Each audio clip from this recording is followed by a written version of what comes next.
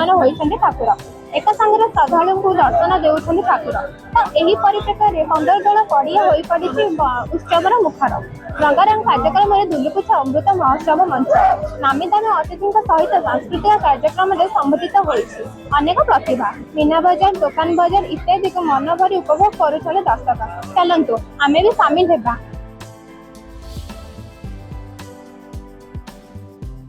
15 दल उत्सव होउछि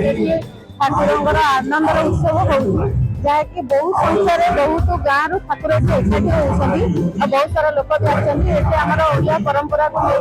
लेकिन प्रोग्राम चली जेहेतु एत ठाकुर एकाठी होती समस्त आनंद देखा आसी ठाकुर ये गोटे निरा पर्व आके ठाकुर एकाठी होगा फगु खेला अमृत उत्सव दीर्घ 12 वर्ष है आरंभ कर संस्कृति विभाग एवं लोकल जो सांस्कृतिक दल अच्छा नहीं आम महोत्सव अनुष्ठित कर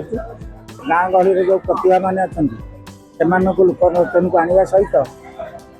विभिन्न क्षेत्र में पारदर्शिता लाभ कर व्यक्ति विशेष को आम समर्पित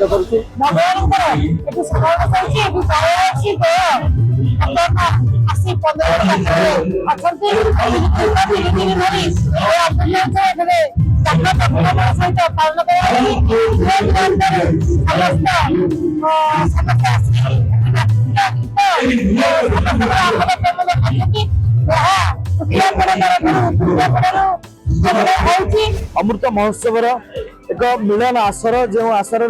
अनेक दर्शक माने आसुचंती एपटे भक्त माने श्रद्धालु माने महाप्रभुंकर दर्शन करुचंती दोले च दोल गोविंदं चापे च मधुसूदनं रथे तु वामनं दृष्टा पुनर्जन्म न विद्यते। दोल बेदी रे दोल विमान रे महाप्रभु मानकर दर्शन करी निजको कृतार्थ मनुचंती भक्त माने कहीं आह्वान कारू 15 दल यात्रा को आउ टिके सरस सुंदर करबा पाए तृतीयापड़ा महोत्सव आरंभ कर अमृत महोत्सव नाम राज्यर कोण अनुकोण कलाकार माने मंच आसिक अभिनय प्रदर्शन कर अंतर कृति कलाकार माने मंच अभिनय प्रदर्शन कर सुजोग पाते। 15 दल